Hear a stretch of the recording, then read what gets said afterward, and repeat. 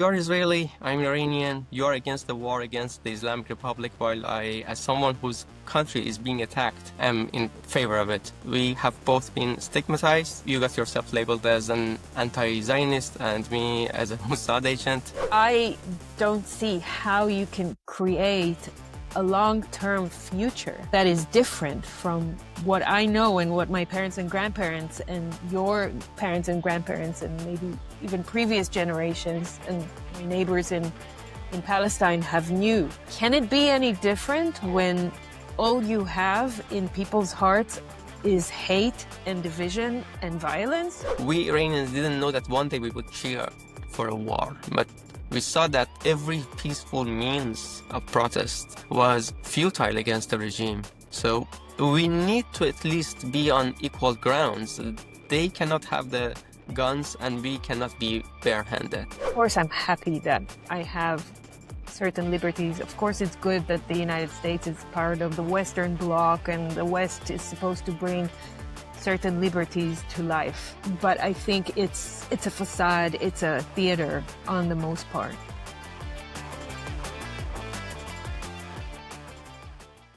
Hi Efrat, welcome to Around the Fire with Momo. This conversation has been a long time coming. I first came across you through an excerpt of your interview with Walker on Nostr. He is a well-known podcaster in the Bitcoin community. Most of my audience might know him. At the time, you were under the bombardment from the Islamic Republic, yet you continued the interview without interruption, and I left a comment there. And as an Iranian, I wished Israelis well, and that's how we connected. You are from Israel, I am from Iran, and we happen to hold perspectives that are often unexpected from us when it comes to the conflicts between Iran and Israel and the recent wars. We're going to have this conversation despite the landmines that are in front of us. The topics we are going to discuss are sensitive and highly polarizing, but it is important to have a conversation, no matter how differing our views might be. The intention is to have a constructive, curious conversation and to present our ideas. We are also going to set a time limit, so we try to make our points quicker and avoid escalations. We have already set as a maximum 1.5 hour time slot for this interview. And maybe we can wrap it up in 1 hour. You're Israeli, I'm Iranian. You're against the war against the Islamic Republic, while I, as someone whose country is being attacked, am in favor of it. We have both been stigmatized. You got yourself labeled as an anti-Zionist and me as a Mossad agent. You're very well known in the I Bitcoin was also called community. Mossad agent. Oh, You're not both. the only one. Okay, so we are. So I am at least not called an anti-Zionist. For those who might not know you, please introduce yourself and share your background as an Israeli veteran so we can ground this conversation in a richer context and better understanding of the events. What do you make of this war that is currently on hold at the time of this speaking? Ceasefire has been set in place that we Iranian people really didn't support, while most of the Western countries are probably in favor of. So what are your Supporting of the views on ceasefire or not supporting? supporting the ceasefire? Supporting the ceasefire. Okay. Mm-hmm. Mm-hmm. Yep. So yeah, go Okay. ahead. Wow. So first of all, thank you so much, Momo, for doing this with me. Thank you for the shout out. Thank you for reaching out and inviting me to do this. I think it's a great idea. I apologize that it took me so long to accept your invitation. It fell between the cracks. And, when everything started happening now with the war, there was something in the back of my brain saying, you received this email from Momo about a year ago. You need to go back to that and talk to him. And I did. And thank God I did, because I think, like you, that it's so important that normal people, sane people, despite of all the names they call us, have normal conversations and try to bridge gaps and and bridge all kinds of propaganda, and just, bring our true selves and our values and our beliefs. And I think by the end of this, people can see that there is always so much more common that there is that can divide us. I think it's always the case, but in the heat of divisiveness due to wars or any other types of emergencies, people just get polarized and radicalized and stick to sides instead of seeking what connects them. So I'm very happy for this conversation. Thanks for having me. A bit about me. So I was born in 1980 in Israel, and I lived in Israel until the age of 21. After my IDF service for 2 years or so, and plus 1 year of university, 1.5, 2 years of university. And then I went to Australia and lived there for 6 years. That's where I met my future husband. Today, he's my ex-husband. And I lived there for 6 years. I came back to Israel in 2007, and I lived in Israel for another about 15 years or 16 years until, yeah, the math is correct, until I left again a few years ago. But this time I left without really knowing where I'm going. I just started nomading and traveling, and I've been back a few times for visits, but I haven't lived in Israel for a couple of years now, and it's different to look at Israel from afar, um, still holding my perspective, but pulling myself out of there because it became, for me, a little bit too hard to bear everything that's happening. And that really started in 2020 with COVID, but in 2023 with October 7th, it became accelerated even harder. And so I won't give you the full background. Is I don't know if it's very relevant, but I've just in a few words. So I studied computer science and worked as a computer developer for a few years, and then started my journey to transition from technical work to more business development, sales, and marketing in tech. I always loved tech, and I was in the tech world for ever and ever for more than 20 years. I was, for the most part of my career, I was a chief marketing officer in global companies and startups, and I was traveling the world always, and using my education, my English, my expertise, and just my passion for human psychology and action. Um, and I really loved what I was doing. And I worked in the corporate world for many, many years. And then COVID hit in 2020, and I went to the streets in July 2020, first to protest against the craziness that was starting to come about in Israel. And obviously, I joined people that were already there, because that's one thing that people don't really know about Israel. So that the resistance or the objection towards Netanyahu's regime, which has been on and off for many, many years, but you can look at it as it's a long regime now for, I don't know, 15, 20 years. I'm sorry, I'm not good with the numbers, but he's been around for a long time, and people have had like enough with him. So they went out to the streets already a while ago. I joined in 2020 because I could see when COVID started that at that time, I still believed that there is such a thing called democracy. So the democracy in Israel, and everyone is praising Israel as being the only democratic country in the Middle East. Democracy is gone because the government at the time, due to COVID, they installed an enabling act that took away all the powers of democracy essentially and gave it to the government. So there was no real substance anymore to the parliament or to the judiciary system. And so I took to the streets because I was like, a good citizen. If you care about democracy in your country, you should not give all the power to one entity, and definitely not to a corrupt prime minister who has allegations in court against him.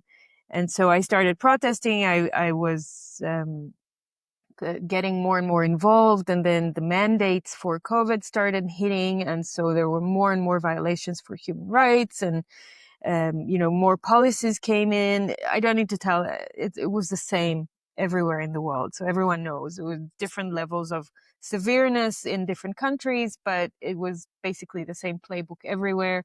But I became even more involved in 2021, and I think actively helped to get Benjamin Netanyahu out. That was May 21, April or May 21, when we had a change of government.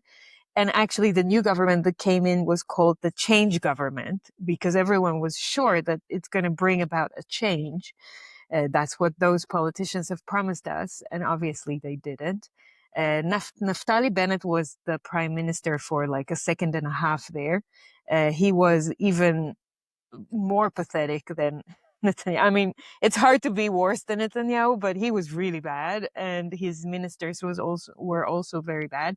So even though I helped like usher them in, I like the day after I saw that they're not delivering on their promises and they're actually breaking them, I took my megaphone and I went to continue protest in front of their houses, Naftali Bennett's house and the Ministry of Health house and everyone's houses. And I just continued because they continue to be as corrupt as ever.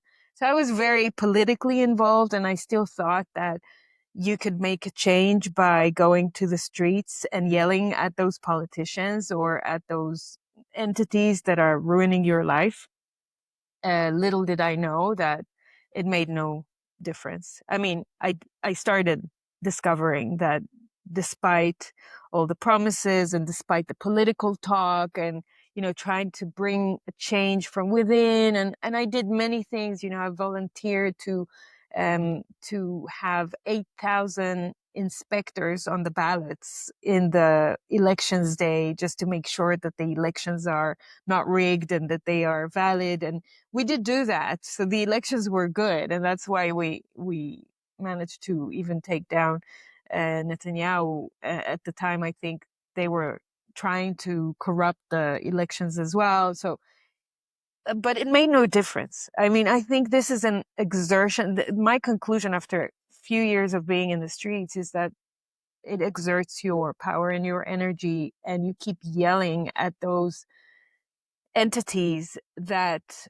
are there, that they're designed to be there to do whatever they need to do with orders from above. They don't really work for the people. They don't really work for the constituents. It's a facade, it's a game, it's a theater. And I don't believe in politics anymore for that reason. I mean, I do, in my podcast, I do interview politicians from time to time, and I find the ones that I think truly care about the people and do things differently. I haven't found any in Israel, but I've interviewed politicians in Germany, in Australia, and in other places. But it's very hard to find those politicians. So my trust and faith in politics kind of faded away in 2022, and I was also like a strange creature in my community because I was in the tech community, which is very much, in Israel, in Tel Aviv, the tech community is like a protege of the Silicon Valley in the US. Uh, this is the Holy Grail. This is where, we're very much connected to the US investors and the US money and I, I could feel that I don't belong in that community anymore because my values and my integrity was pulling me out slowly. And as I was becoming more and more vocal about human rights violations, about different types of corruptions and different types of scams or frauds or even atrocities that I was seeing happening all around me, and I was calling them out vocally. People didn't like that. They did not appreciate that. And slowly I was starting to be, outcasted from social circles and, um, yeah, and sometimes even family. It was hard. It was hard to go through that period. And I decided that no matter what the cost would be, I would continue doing that because I do this for my future and for my son's future. And I don't want my son to live in a world that is based on all this evil and darkness. And so around 2022, I started inquiring and going into the financial money rabbit hole because after, exposing myself to the health scams, um, realizing that COVID is not at all a health debate. I mean, yes, of course, there is a health vector to it, but it's more of a political debate and a social debate and psychological debate. Um, I understood that there are bigger powers, global coordination that is happening here. And I started creating a network of connections with a lot of like-minded individuals and dissident voices around the world. I did a lot of Twitter spaces and I went overseas to participate in events and stuff. And I became even more involved in the global freedom movement and health movement. And I could see that that's where I'm being pulled to. And I knew that if that's the way the government is um, overreaching and trying to violate my rights with regards to COVID and health, they're going to do the same when it comes to my private property and money, because that's what states do. And I need to protect myself. And that's how I got to sound money. That's how I got to first gold and later Bitcoin as well. Luckily, someone was there to help me with my first questions and everything I needed. But only in 2022 I got into Bitcoin, and I went to my first Bitcoin conference in October 2023, about a week after October 7th, 2023. It was a very tough time, but I still did it, and I spoke about CBDCs and the overreach of the central banks and the states and governments. With that new technology that is coming in. That was almost 3 years ago, and here we are. It's still happening. Like, this is, people called it a conspiracy theory at the time, but it's very much a reality. And I think I started taking an interest in that direction as well. So I started writing about it, covering it more. And in my podcast, which I started in around that time in 2023, I started hosting. I mean, I host a whole lot, like a range of different people, from economists to researchers to doctors, lawyers, politicians, everything. And the connecting thread is people who speak the truth and have really high integrity and agency and are not afraid to work for the people. And they care about freedom and sovereignty. And so that's what I highlight in my podcast. And obviously, Bitcoin ties in beautifully with that. So I have a lot of Bitcoiners on my podcast too. But it really grew out of my, wildest expectations. And it's doing really well. And I decided to just leave my corporate life behind and take that as a full-time job. And I became a journalist, independent journalist, and I started doing the podcast full time. And today I do both of those things, plus travel the world, like crazy. Being a digital nomad, it helps, and speak at almost any event that I can. So I'm a public speaker, and I try to bring my, what I have to say, my news, my voice, on every stage possible, just to make sure that people are aware of what's coming and are able to help themselves and protect themselves from the state and the globalist powers. So it's been 3 years now in the making. I love doing that. I have one son. He's 16 years old. About 2 weeks after October 7th happened, we moved him, his father and I. His father lives in Australia, and he was living with me in Israel for 14 years, and we moved him to Australia. So he lives with his dad now outside of Israel. And yeah, I wanted really to create another possibility, another option for him to not have to go through life in Israel the same way I did, and many other people do. So he could choose, and he chose not to continue in that trajectory, which I am happy about. And again, I get criticism for that as well, because you need to stay and you need to fight and da, da, da, and all that stuff. But you do you, I do me, and yeah, and we need to respect each other. So anyway, that's in a nutshell. That's me. Um, yeah, Yeah. ask me whatever you want. Yeah, and also thank you for the introduction, and for those who would get to know me through this podcast or through association with you now and might not know about me. To just provide a better context, I was born in Iran and I raised there, and uh, around the age of 27, I left Iran, and I knew that time it was leaving Iran for good. I wasn't looking very optimistic about the things that were to come, and they turned out worse than what I had expected. I had some hopes, and you mentioned Neftali Bennett. I am not much acquainted with him and his policies. Um, and he was someone that you cheered on, but then you were disappointed by him. Something similar happened that after not taking part in the elections for maybe over 8 years, I took part in the election and helped the re-election of Hassan Rouhani for the second term. And we were hopeful that our relationship with the world changes. But the most brutal operations happened during that time.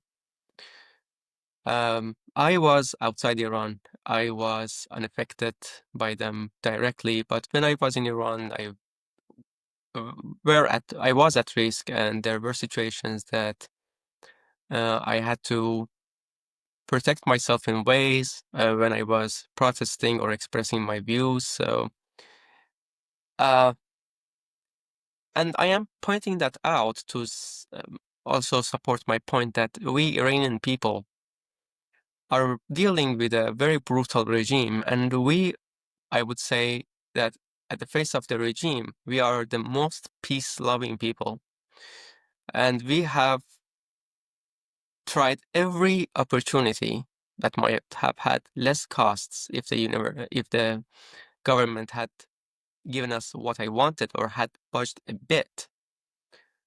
We took part in the elections that were orchestrated by the regime. We knew that they might have some differing views, but they were inside one box. They were hypotheses, that they were oppression or governing hypotheses that they were trying.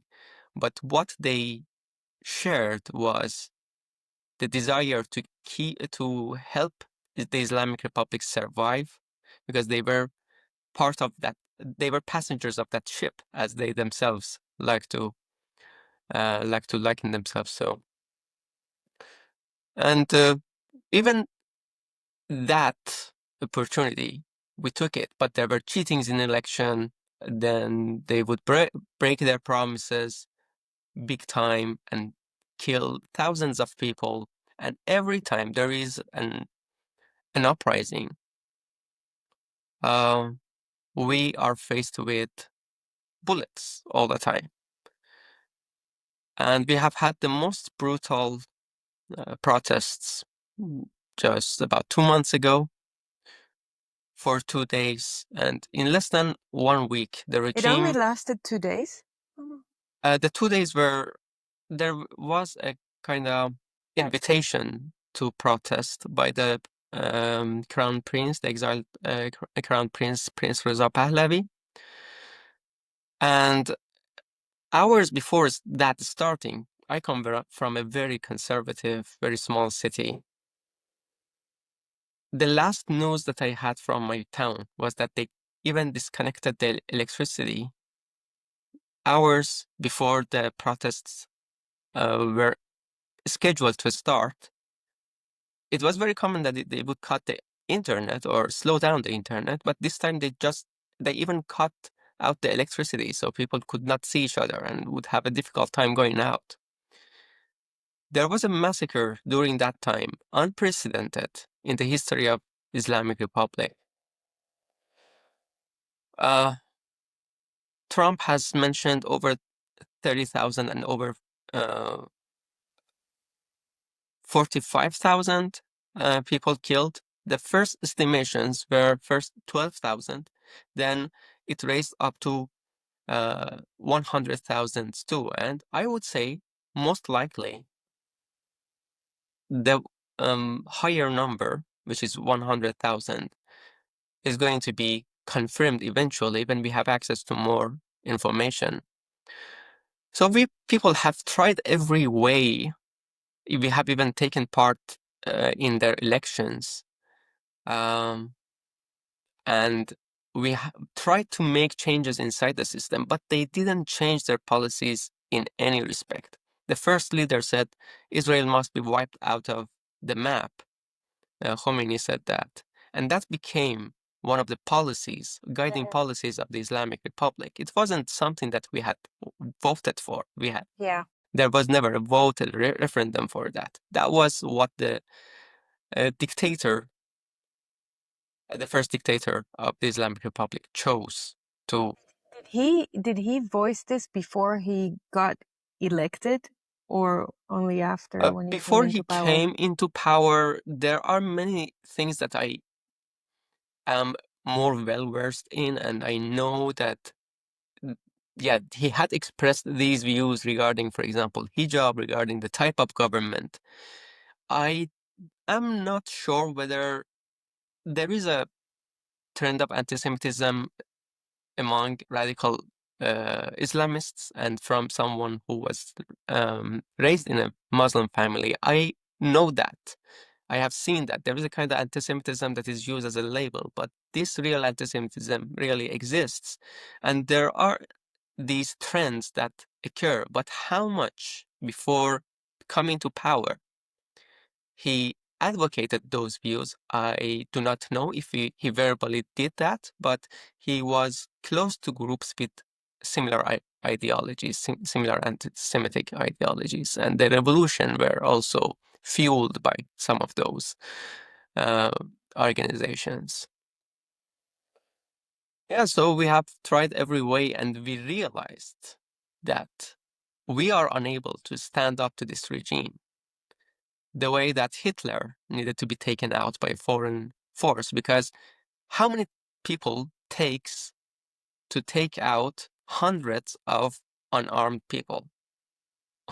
A few people with rifles can do that. So they would do everything to oppress the people, and they have shown it, they have proven it.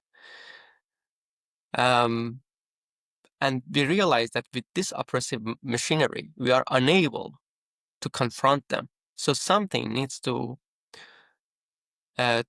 annihilate this oppressive machinery for us to be able to oppose them. So that is the reason why an Iranian, while their country is being bombed, all my family is in Iran. When an Iranian Your is saying parents, that, everyone? everywhere, everyone is there, yeah. And yeah, when we as Iran, and this is the view I am mirroring from inside Iran. The internet is cut out, and it's been more than 45 days that the internet has been shut down. There are very feeble accesses through Starlinks that are operating under the radar. So there are VPNs that tunnel the traffic inside the national internet and kind of direct it outside. Um, So there are very few videos and images that come out, and I have access to very few people that I had access to. I have no access to my own family through the internet. None at all? You can't talk to them? None at all. My family, the whole family, I don't have any contact to family. There are some people among the friends, but from the family, there is no one who has access to the internet who's living in Iran. So you don't even talk to them, not even through phone Through conversations? phones, it has been Okay. possible on some occasions. During the war itself, it was only 30 seconds, and beyond that, you couldn't talk. It would just get disconnected by the regime. Okay. But yeah, after the ceasefire, there have been, 1 minute and a half conversation. So that's the thing that, yeah. Wow, what a tough situation. Yeah. And what is your general take of the people? They are in favor of this war still? They want this even though they suffer and bombings and people die and all of that. They prefer to undergo this now so that they can be quote unquote liberated from the Islamist regime. Mhm. We have tried lower cost options, and it is not uh, an easy choice to make. It is not an easy view to spouse, yeah, Yeah. and say that, yeah, I want this intervention to happen. We are aware of the costs. We know that uh, there will be, I do not like the term collateral damage, but it is a reality of war. That would happen. But when we see that over 2 nights, in less than a week, the regime kills over, let's just stick to the official number, 45,000 people from all ages. Um, when we see this kind of brutality, and we see that our situation is getting worse and worse and worse. They have burnt all the money on nuclear, and they were saying that, no, we don't want a nuclear weapon. We want to use it for peaceful purposes. But the electricity in the summer, especially, would get shut down in different areas of the city, and there were even schedules for that. So they couldn't even sustain electricity to all the cities of Iran when they said that, yeah, we are using it for peaceful purposes. We didn't see one light bulb in our houses be turned on by those nuclear facilities. They burned their money on openly on Hamas and Hezbollah, and for they even paid Lebanese people who had suffered through the wars, and gave them money to recover because their houses were attacked and stuff like that. But now that Iran itself, because of the policies of the Islamic Republic, has been attacked, and people have also suffered from it. Um, the officials on TV say that we are unable to fund a recovery fund to those people to rebuild their houses. For their own people, they don't have it. So we see that our resources are not used for us. So when Trump says Stone Ages, the Stone Ages in some respects would have happened 3 months later if Islamic Republic was in place, and they would still be in place. But if it leads into their destruction, at least we are without the regime. We are aware of the big costs, and we are aware that Netanyahu or Trump have not decided to help Iranian people. Right. It's not a decision. We see it. You might see the intentions differently, but how we Iranians see it is that The outcome. the outcome Yeah. and what they want in this um, There's an situation, alignment. Yeah. yeah, there's an alignment of desires that Yeah, I has understand. never happened before. Mhm. So that is kind of what I needed to, Oh my yeah, say. God. Yeah, I know. This is so important to hear and understand. And you think that that view reflects the view of most of the Iranian people who Yeah, really just want to live in peace and yes, yes. stop being stop being harassed and violated and killed by the regime.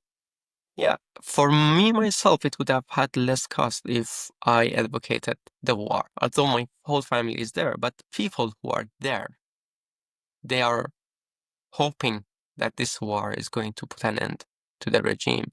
And people celebrated when Khamenei was killed. That's why the regime has shut down the internet and gives access to its own mouthpiece, give quote unquote white SIM cards. What is white To SIM card? White SIM card is a SIM card that has access to the international internet without any problem.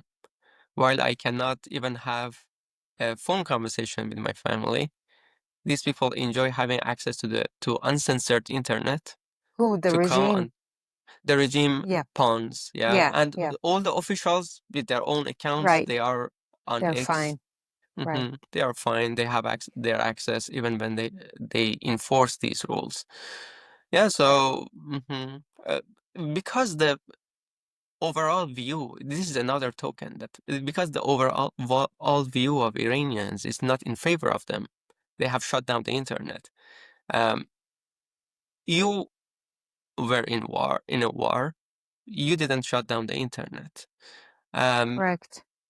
in Correct. I can Ukraine, also protest for a few years in the streets, and here I am still alive. mhm, Obviously, some people get hurt when they decide to take out to the streets in Israel, or they get arrested, or things happen. You know, a lot of my friends got arrested, and we spent nights next to the police stations to try and release them and things like that. But still, we, having protesters being killed, you can, this is very rare in Israel. In that sense, if you measure democracy by those standards, then okay, maybe you can say that Israel is still democratic.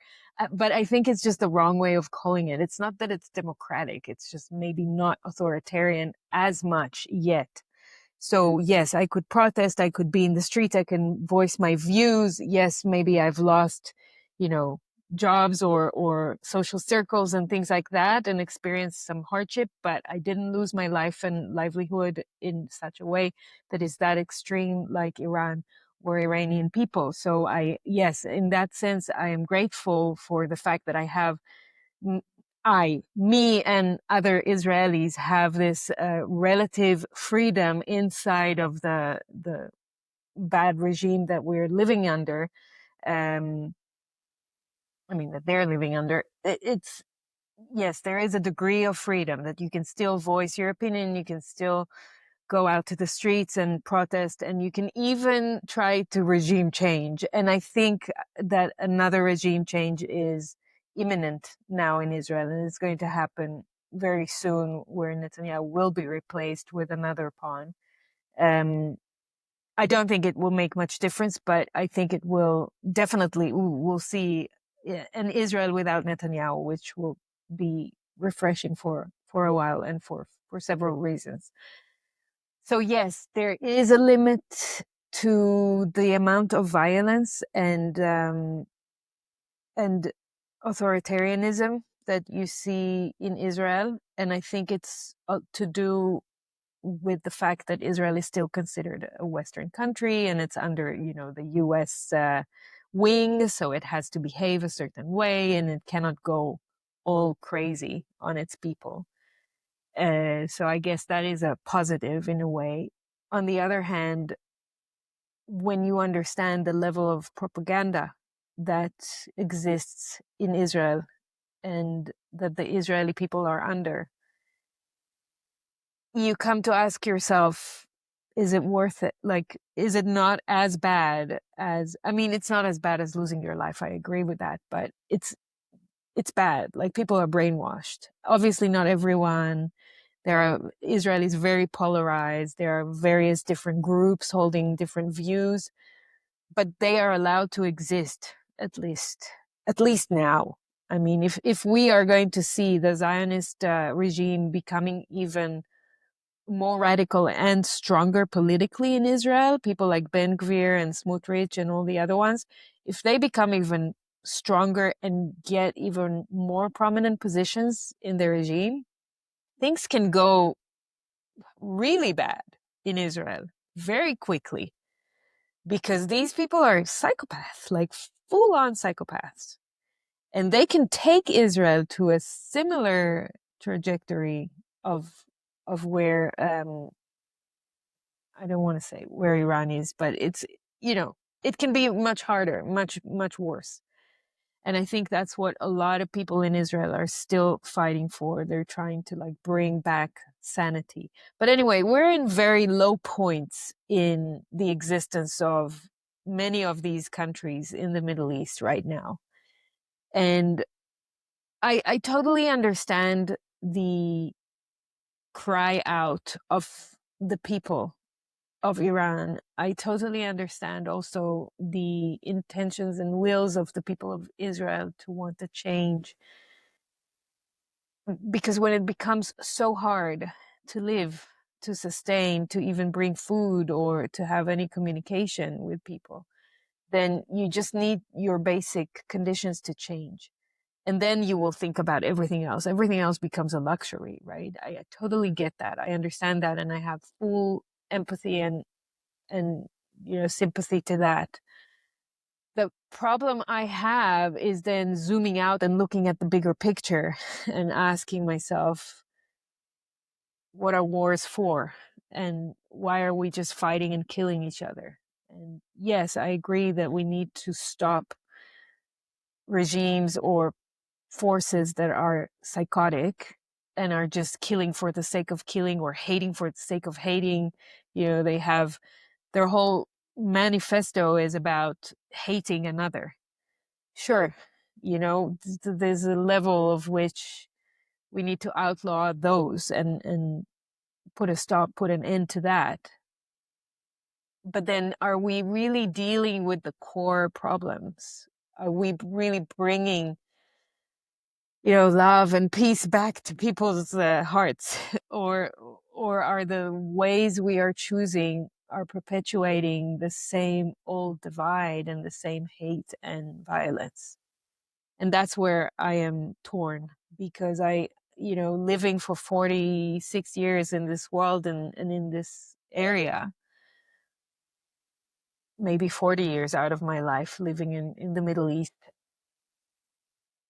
I don't see how you can create a long-term future that is different from what I know and what my parents and grandparents and your parents and grandparents and maybe even previous generations and my neighbors in Palestine have knew.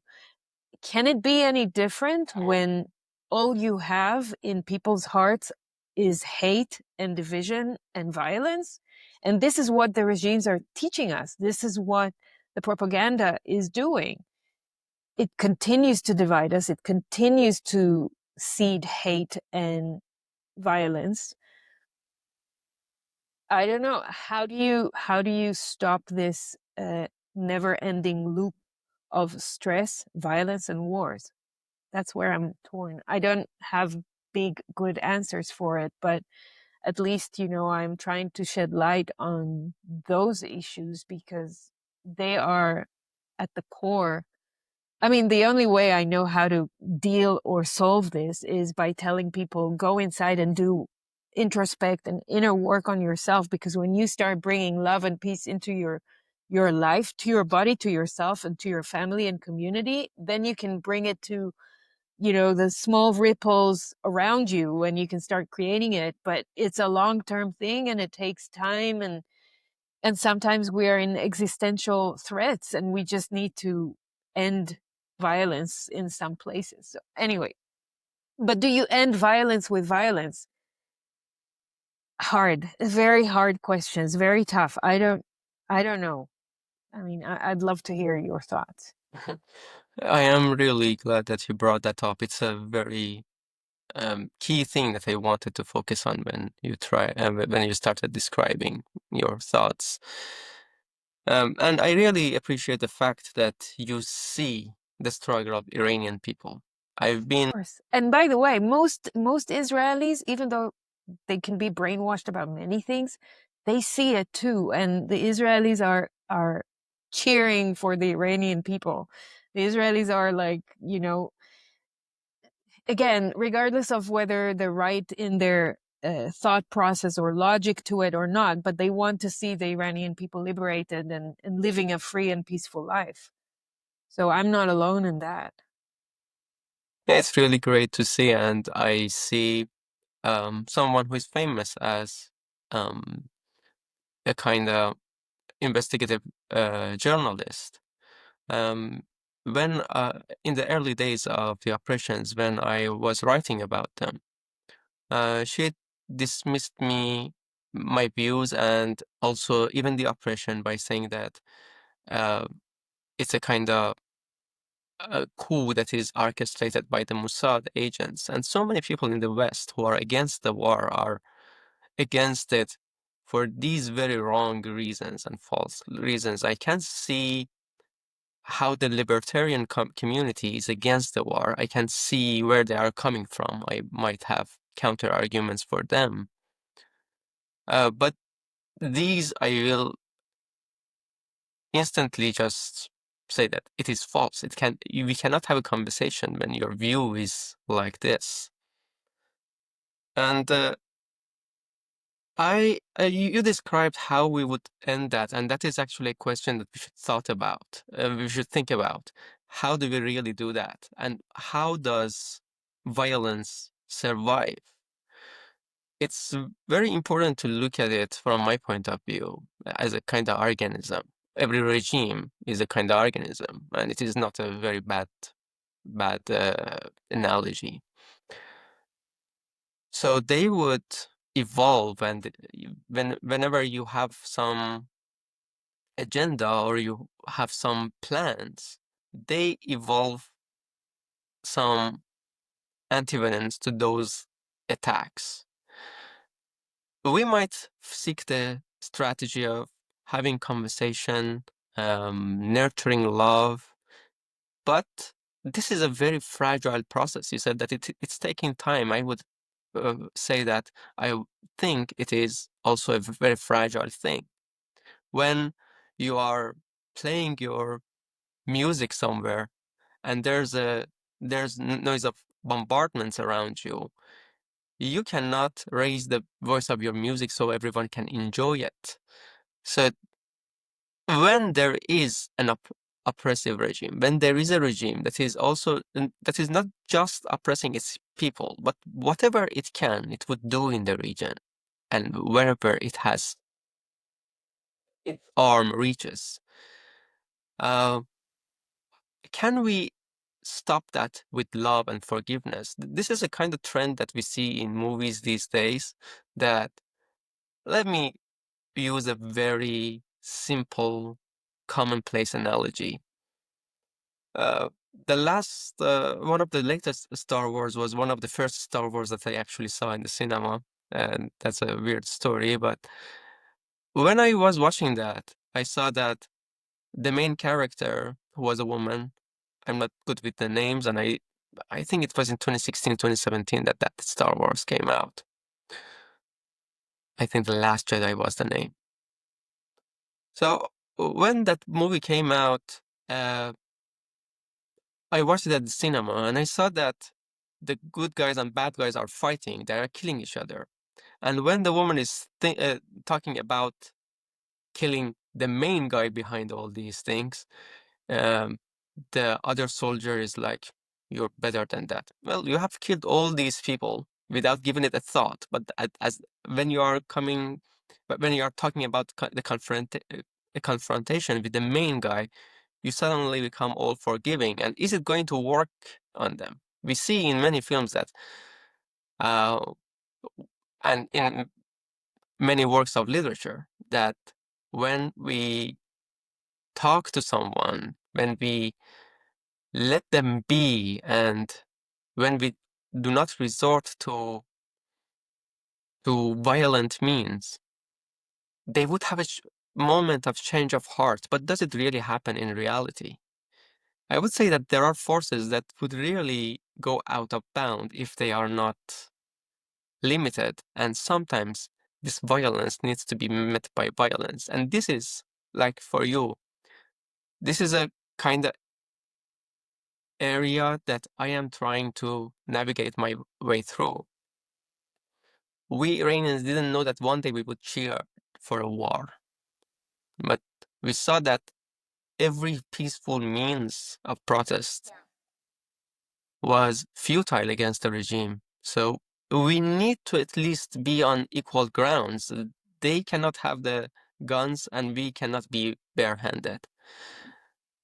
So yeah, it's something probably that our world is trying to resolve these days. So we might have our answers, but what would come out of them would be a judgment for the future.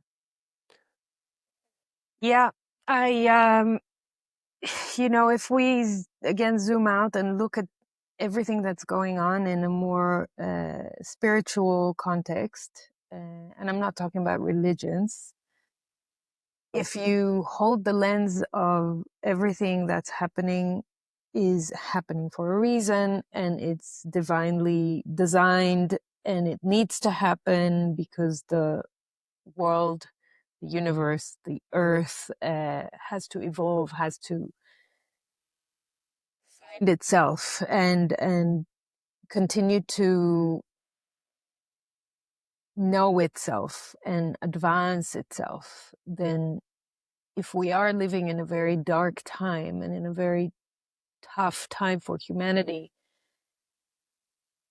dark things need to happen, whether it's for people to wake up and understand things on a bigger scheme of things, whether it's for people to wake up and reclaim back powers that they have given away, whether it's for people to become more vigilant in their lives, or even for their future generations to be born into a different reality with different sets of values and different intentions. I totally see how in the last few years a lot of the actions and history of my ancestors and of my family lines have been kind of coming back to my life, more spiritually speaking, obviously, because this is long gone. But I can relive their stories, I can relive their history and their lives, oftentimes under very oppressive powers and regimes. Some of my family was murdered in the Holocaust. Other sides of my family came from Africa and Turkey, and there are and also they then participated in the occupation of Israel, and the inception of the state of Israel during the 40s. So I have a lot of personal knowledge and deep family knowledge about those different experiences that the lineage went through. And I look at myself inside of that story, inside of that timeline, and I ask myself, what do I take out of this? And what do I want to create in my world as a result of like learning the lessons that my grandparents and my ancestors had to endure, had to learn, or sometimes have had to also partake in some violent acts and things like that. Even if I choose not to bring violence or war into my life, uh, my soul chose to reincarnate in Israel in the 80s so that I can be here for this lifetime and serve in the IDF and see everything I saw and resist many things that I've seen. And this is not, none of this is a coincidence. So again, if I zoom out and look at this from a spiritual lens, and I believe that there is a point, a purpose to this, then the only thing I really believe in, that this is here to teach me, that this is, I need to take something out of this, a lesson, and a wisdom. How can I develop something new and then bring it to the world. Now, I, again, totally understand that in times of crisis, the last thing someone would think of is, how can I sit down and meditate over my family's lineage? And, you know, you just want to stop violence and bring food to the table. It becomes as basic as that. I totally understand that.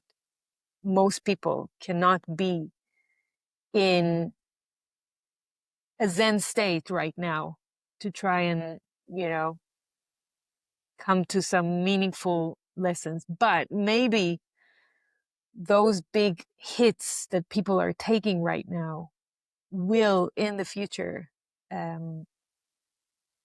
help them create something new and different.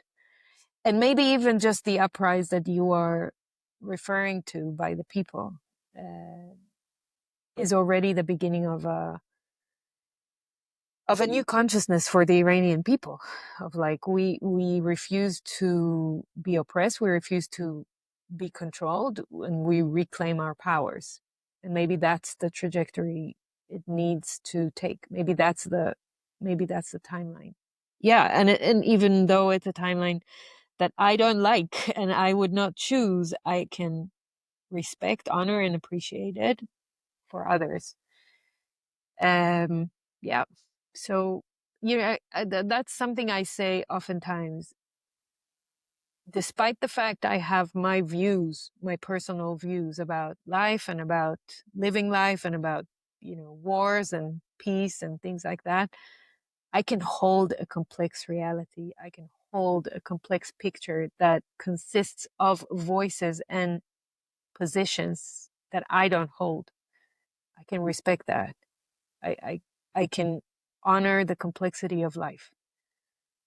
And I think that, if anything, that nuanced um, take on life is something that we should invite people to hold more. Um, it's the easiest thing is to reject something that is different than you. The easiest thing is to call out anything that is not what you want or think. It's almost a knee-jerk reaction. That's the automatic pilot reaction that we all have.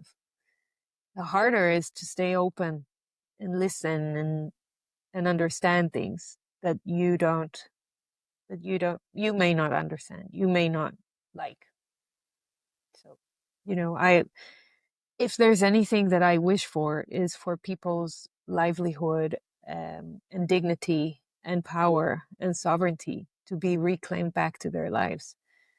And if you, as an Iranian, think that that's what the Iranians people need right now, and that's the process they need to go through, who am I to know? I just wish them well. And all I can do is pray for their safety and livelihood and better future, just as much as I pray for the safety and peace and livelihood of the people of Palestine and Israel. Even though people hate me saying that, I do. I am on team human. I always say that. I'm not on team right or left or democratic or republic or west or east. I am on team human. I care about human lives.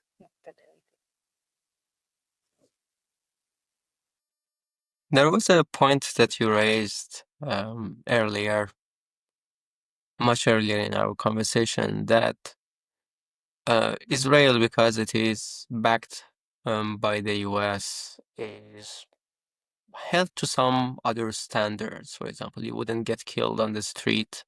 Things happen, but they do not happen the way that they happen, for example, in Iran. What do you think? Maybe this is a more difficult question. Maybe you choose to answer it later. What causes this difference? And that, for example, some great powers, China and Russia, when they are backing up some countries like Iran, I mean backing up in the very loose sense, they are very oppressive regimes that most people do not prefer to live in. Um, Many people around the world with their, especially women, the way that they live, which is simply showing hair, if they go to Iran, they would not be able to live there with that style. They have to change. But everyone from Poland can live the way that they live when they are visiting Israel, for example. What do you think makes this kind of difference that when some countries, even if you do not like to call them democracies, even you might use some strong words such as regimes, why countries that are backed by the US tend to have a more open place for their own people? I know that during the COVID lockdowns, Israel went crazy, and I was aware of that. It was one of the harshest countries in that respect. But for other policies related to, practice of religion and stuff like that, you see that Israel is more tolerant of those views. Uh, what do these differences stem from? And don't you think that this is a good thing? That those countries that are backed by the US enjoy this better freedom in very vital and important respects, while the countries that are backed by China and Russia have very terrible conditions that most people do not want to live in. And don't you think that it is a good thing that a power like the US exists? Yeah, that's a big question. Obviously, I think it's good that people have personal freedoms in their lives. That's what I stand for, right? So any type of oppression and clamping down on your free choice, free will to live your life the way you want to is wrong, in my opinion. So obviously, I embrace that level of freedom that what's called quote unquote the West has brought to the world, right? So what everyone envisioned in Western societies in the previous century is that the world could become a place with relatively more freedom, where more individual rights will be upheld. I mean, that was, on the face of it, that was the reason why the United Nations was formed after the Second World War, right? Let's start this global organization that will set up some global standards for humanity so that we can all live with more dignity, with more respect, with more personal rights, with more relative freedom, hopefully not in poverty, with more peace. Like all these ideals were part of the manifesto of the United Nations after the Second World War. And so you would expect that kind of uh, life to be more and more prevalent in many parts of the world.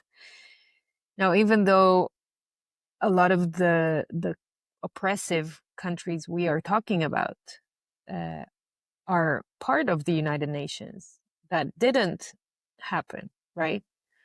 Which then begs to inquire, why did they sign those treaties? Why are they pretending? Um, why do we have different levels or different degrees of, again, let's use the word democracy in various countries around the world? And in my humble opinion, it's because in the end of and I know that this is not a popular opinion by many people, and many people cannot hold what I say, but in my opinion, this is a charade. This is a theater. It's not real. They don't really care about people's peaceful life, freedoms, and individual rights. They have other agendas. They have other things that they want to achieve. Now, the question is, do they have, if they are under heavy Western influence, like the US, then there are certain sets of standards that they need to uphold, they need to keep to, align with that way of living, with that group. Israel is one of those countries. So it's like, and it is, and again, I'm not taking away, I mean, I lived there for most of my life and my family and everything. You can live a very free life inside of Israel if you put aside the fact that every few years you are in a war or an operation or you have some kind of emergency, the people living under a constant stress loop. So psychologically speaking, life in Israel is not easy, but yes, in terms of dressing up the way you want, going out to the streets, voicing your opinions, those things exist. It's easier to make money, to live respectfully. I'm sure there is way less poverty in Israel or mental problems to the society than when you compare it to other oppressive regimes. True. Yet you are still facing that secretive, unseen, I call it a monster, that is lying there, sometimes dormant, and is awakened from time to time to do its thing and to oppress, to control others, to violently uh, disregard their dignity and freedoms, whether it's inside of Israel or outside with the neighbors, because it needs to. Now, that we can start a whole debate on whether that needs to is justified or not justified, the Zionist question, da da da. I didn't think we want to go there, but it happens. So I obviously think it's good that you have freedoms and liberties. I mean, if I wouldn't be able to sit here with you and talk like this and do what I do if I didn't have that level of freedom. So thank God, at least I chose to be born in a place where I could still, use my voice for that and try to balance things a little bit. But do I think it's as promised? Do I think it's perfect? Do I think I mean, nothing in life is perfect, but it's not.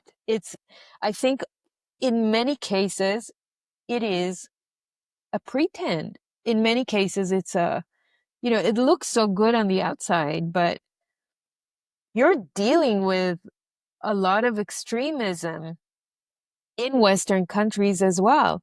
And we as humanity, as a global society, we are facing right now a crucial time in this decade. And I think it's still going to go on for another few years until the next decade, where there are large multinational global powers that are trying to take all of society, all of humanity, to a more controlled, oppressed state. It will have different degrees of freedom on the outside, but on the inside, it will have similar trajectories, similar nuances. You'll be told what to do. You'll be told where to be. You'll be told what you can say or not, what you can think. You'll be influenced heavily without you knowing that. And as you and I know very, very well, your money will be controlled. Your property and your money will be controlled. And if we are, as a society, if we are pacing towards that kind of future, how much um, how much significance, how much importance does it have if I can show my hair or not? I mean, obviously I want to show my hair, but it's like our very fundamental basic liberties are going to be taken away from us, that what I wear is going to be a lesser problem than, than what it seems like today. So it's very hard for me to answer your question, but I hope I managed to. Of course, I'm happy that I have certain liberties. Of course, it's good that the United States is part of the Western Bloc and the West is supposed to bring certain liberties to life. But I think it's a facade, it's a theater on the most part. I think it's that promise of a Western freedom is constant war in a disguise of we're bringing peace everywhere. And I don't think that the Western way necessarily is the way to go forward. I also don't think that China way is the way to go forward. But maybe a multipolar world, maybe a more decentralized world where, again, cultures can flourish in different places around the world, or people can regroup based on values and things like that. Maybe that will be in the next century what we are going to see. I don't know. I remember one of the uh, famous leftist women after the revolution. She was interviewed. Her name's Homa Natek. She was interviewed when hijab became compulsory, and she said that, well, as expected from someone who holds very radical leftist views, she was like, if it is what it takes, because they always saw Islamic Republic and Khomeini as the polar opposite and the force against the U.S. Imperialism. So if um, defeating imperialism, if what it takes is me covering my hair, I would put a blanket over my head very happily, and I would endure that. And she changed her views regarding that, and she expressed regret for having said so years later. And these are the same people who revolted against the last Shah of Iran because they came to the conclusion, right or wrong, that this regime has to go, and they revolted against it. And after the new regime came into power, and now it's very funny that the pawns of the regime, the propagandists of the regime, they themselves say that revolution is a very bad thing. You see what came out of Islamic Republic, so you don't want to do another revolution. So they give out themselves as a kind of example that, oh, we are so bad that you don't want another version. What? That is so Yeah, weird. that Okay. is probably the people who make this kind of argument. They do not see the folly in it.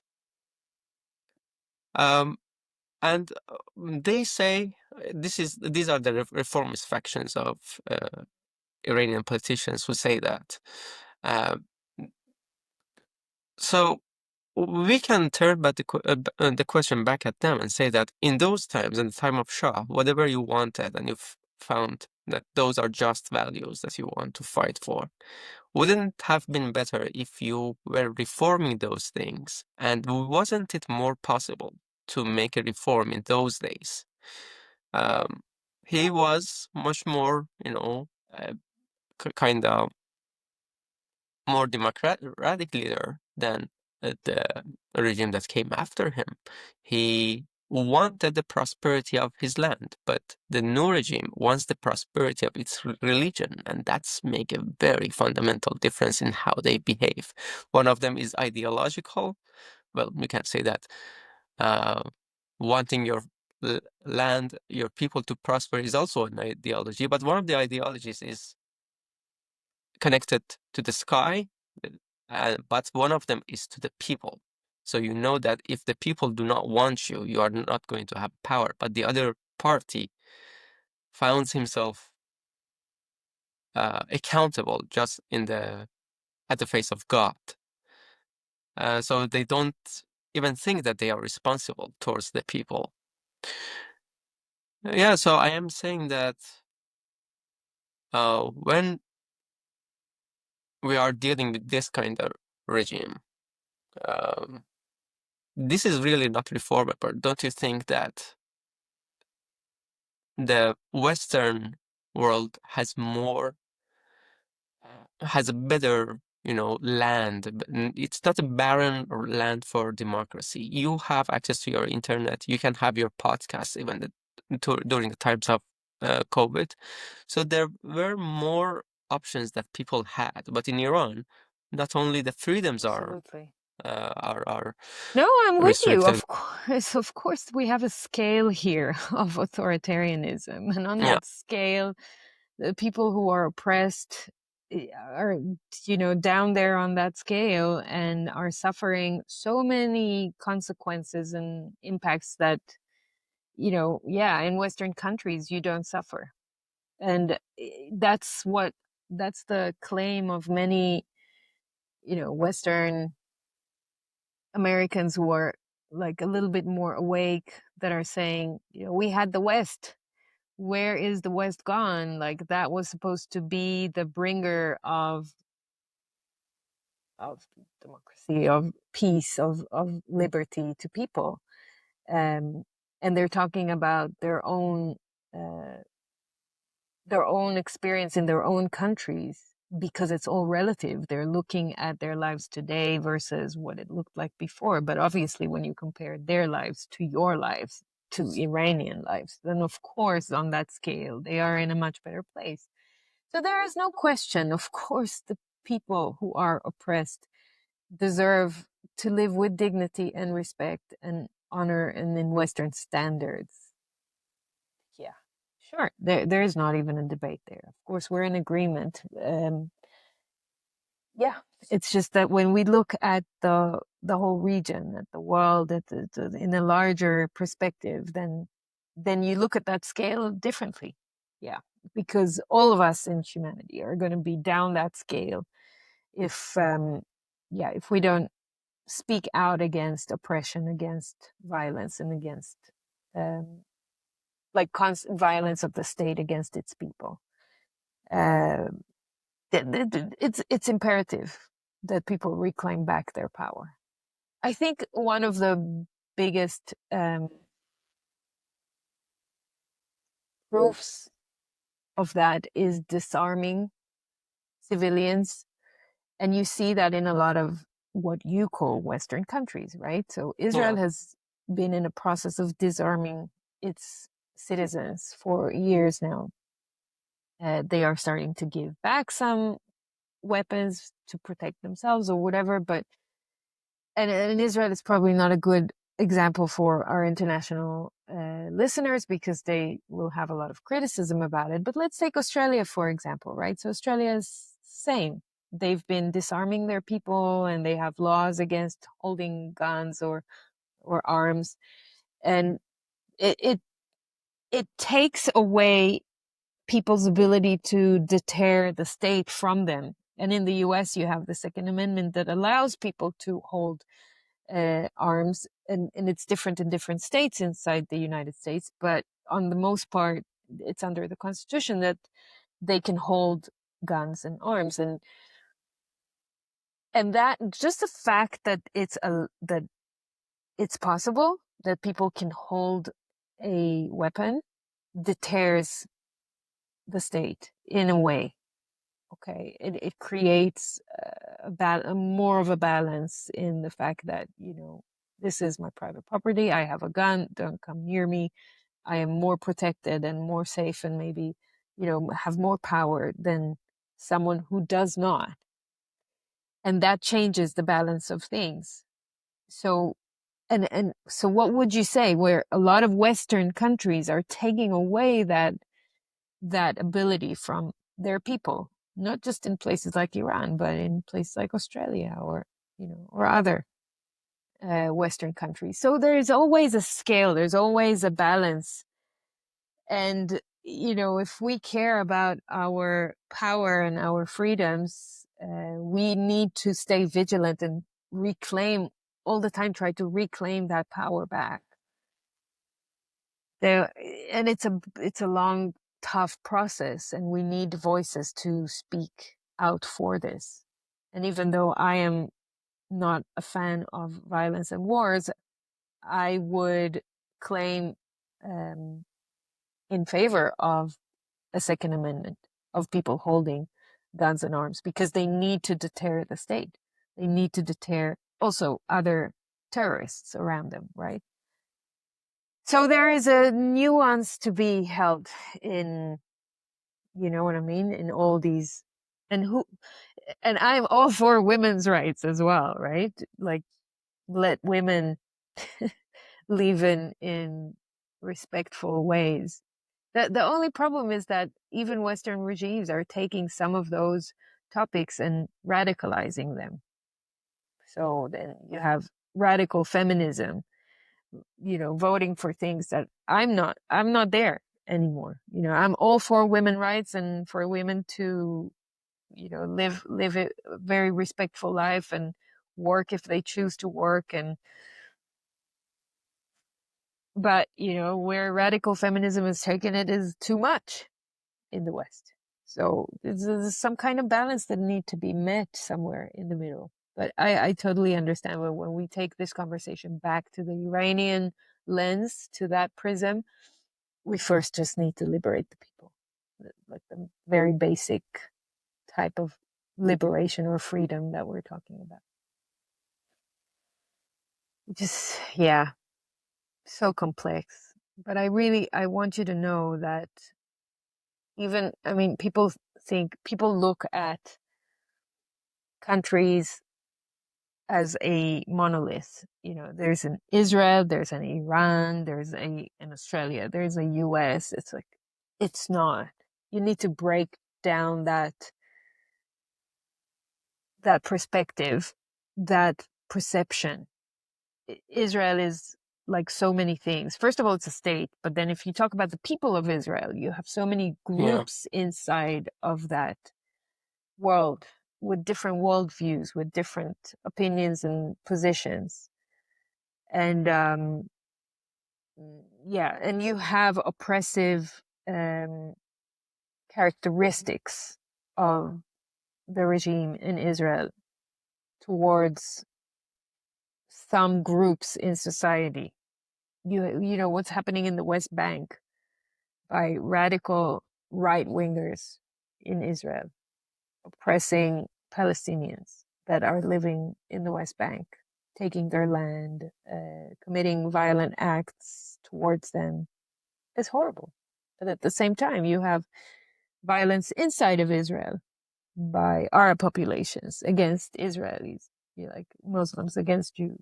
Like you've got everything. It's like every group will experience some kind of wrongdoing or oppression from another group.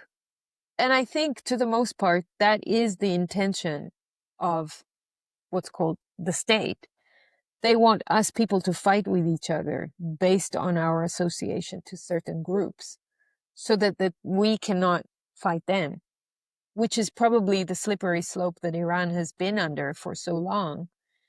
They haven't been focused on the real powers or problems that they needed to be focused on, and slowly their rights have been taken away from them.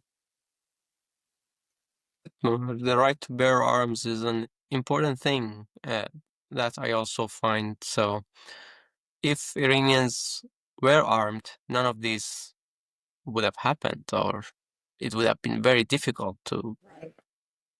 oppress people to the point that they cannot even wear the kind of clothing that they want. And one of the reasons I uh, find that very important to be able to choose what kind of clothing that you choose, uh, you wear is that uh, when a government is telling you that you should be wearing this or that, and you cannot wear this and that, and it is very strict in that sense, then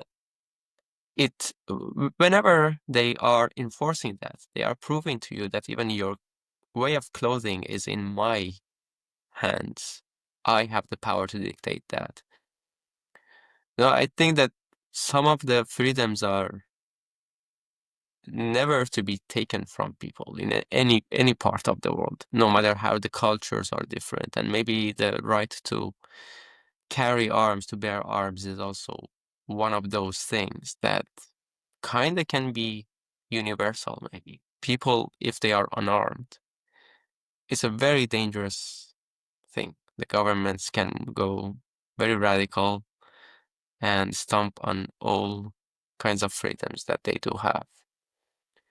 I'm seeing that we are getting to the 1 hour and a half mark.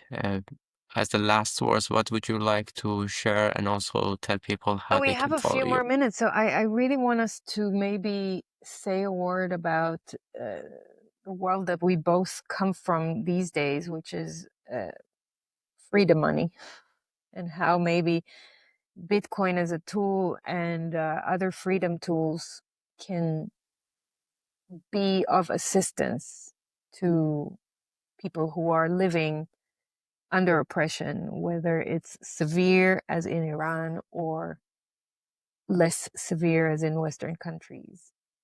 Um, because I know that Iran has a relatively large group of people who are holding Bitcoin, and that could help them, that helped them in the last months of this war, because there are, the hyperinflation and everything that's going on in Iran in terms of the fiat currency of Iran is devastating, and their Bitcoin cannot be touched. So it again adds another degree of freedom and independence to their lives, which is super essential at times like these. Now, I think people that are coming from privileged life may not understand how essential that is when you want to, you just want to continue living a normal, relatively normal life with access to money and food.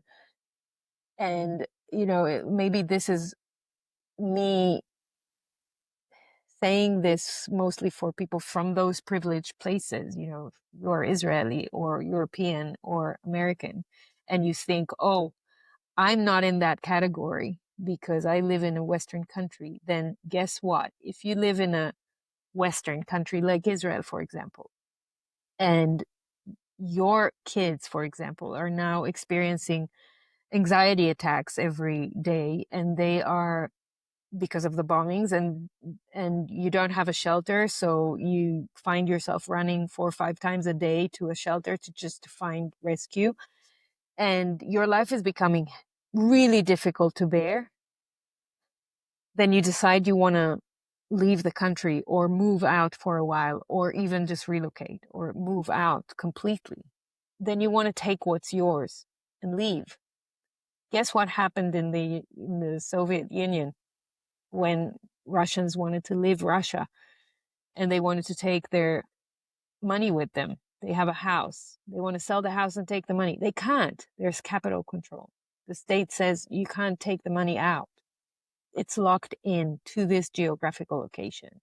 Same in Israel. It's not happening right now, but it's not easy to take out your money. First of all, to liquidate your asset, and secondly, to take out your money out of the bank and give a good reason why you want to take it out, and for the bank to actually give it to you. So when you come to the bank and say, I want to take out my money, it's like, why? What for? It's not easy, and it's becoming harder and harder with time. So this is an alarm bell for everyone living in a Western country, thinking that they're safe with their money or their property if they want to leave, or if they want to just use their money or get access to it. No, it's not easy. And that's where Bitcoin becomes a freedom tool. When you move your energy and wealth into that asset, not to make a yield and be rich, but to actually have access to your money when you choose to, with no one telling you no, you can't, then Bitcoin gives you that freedom. That is the number one use case of Bitcoin, in my opinion, always, and will be always. No censorship, no permission needed. Straight, free access to what's yours if you know how to handle your Bitcoin in self custody. And that's what I always preach to people, if that's the one thing you can take, whether you're in a highly oppressive country like Iran, or whether you're in a free state, Western state, and you think that you can take whatever yours and go wherever you want. No, it's hard. So I highly encourage people to look at that. So what do you think about that?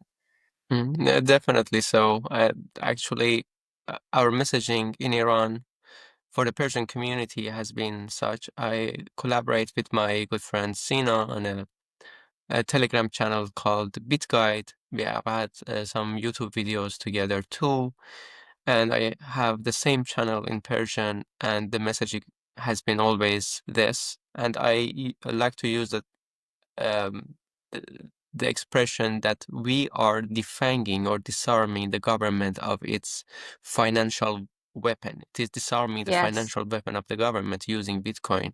Yes. Iranian government during the latest protests, uh, the latest massacre, there was this entrepreneur who supported the people, and the government, um, and he's very rich. The government threatened to confiscate all his wealth, all his money. They could do it, and they did it. And in his case, I think it is still ongoing. He was forced to uh, state publicly that what he did was wrong, supporting the people was wrong. There are there's a soccer player who lives outside Iran, and his land in Iran, his money in Iran was confiscated, and the regime is doing this to all Iranians, dissident Iranians, confiscating their money. With Yeah. Bitcoin, this is impossible, Right. and the government has been threatening people who have lost their breadwinner, their children in the protests, that we are going to do the same to the rest of your family. And also, what's more related to our discussion, they would cut their communications. They would even threaten to confiscate their money, and they even confiscate their money. And this is uh, a very important thing that I wanted to stress. Actually, with my friends, we've been in the process of making a fundraising for Iranian people who suffered after the massacre that happened in Iran, and also the families who are being prosecuted. They are losing so much money, even if their son or daughter doesn't get executed. So, or they have lost their breadwinner and they cannot earn a living. So we are trying to start a fundraising. It would have been easier if it was any other country, but because we are Iranian and we have to use the word Iran in the fundraisers, GoFundMe takes it down, Geyser takes it down. Uh, Wow, really? Tomorrow, Even yeah, Gazer? yeah, yeah. Otherwise, it would have been up for more than a month at least.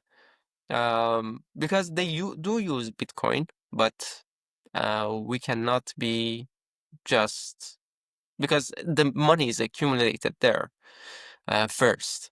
They cannot use the freedom money freely. And there is a solution. I'm not going to mention it un until I become certain that it is going to work for us.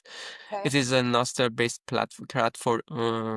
crowdfunding platform that I'm going to talk to the creator tomorrow, and hopefully we can find a solution because it is permissionless. He doesn't have to push a button.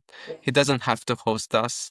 When it is Nostr based and Bitcoin based, they cannot stop it. And we are hoping to educate more people inside Iran, Is it despite all Agora? the. or Angor. Angora? Angor. Yeah. I'm hoping that it is going to work for us. So Yeah, yeah, that is something that is coming, and thank you for mentioning that and bringing very good. up this opportunity to talk about that. No, very good. And also let's have people who want to donate reach out to you.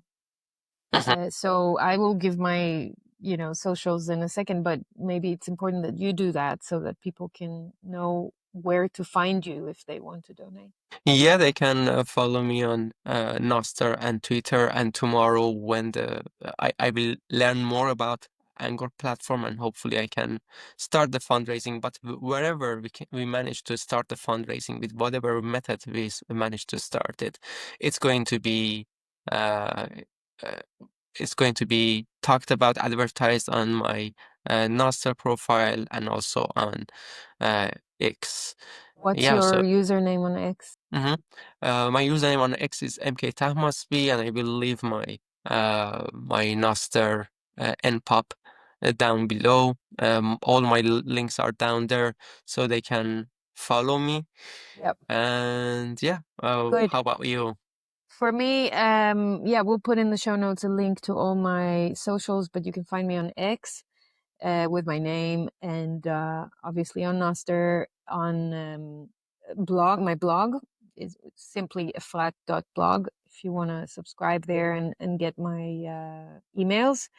And of course, my podcast, You're the Voice, on YouTube, Spotify, Rumble, X, and on my blog. All my episodes are there, and I make sure this one is there too. So yeah. Thank you very much. Thank you for your time and coming on, Efrat. And it was a great conversation. We managed to talk about such a hot topic with mutual respect. Of That's course, and something I that we just want to say, must have Momo, more of. yeah, I just want to say that obviously I think it's not needed to say it, but just so people know, obviously I represent only myself, and I don't speak for all Israeli people, and I know my views are sometimes not the common views, and I appreciate the fact that you could hold a conversation with me, and I appreciate the invitation to do this and to speak out. I think it's super important, and I hope more people do that.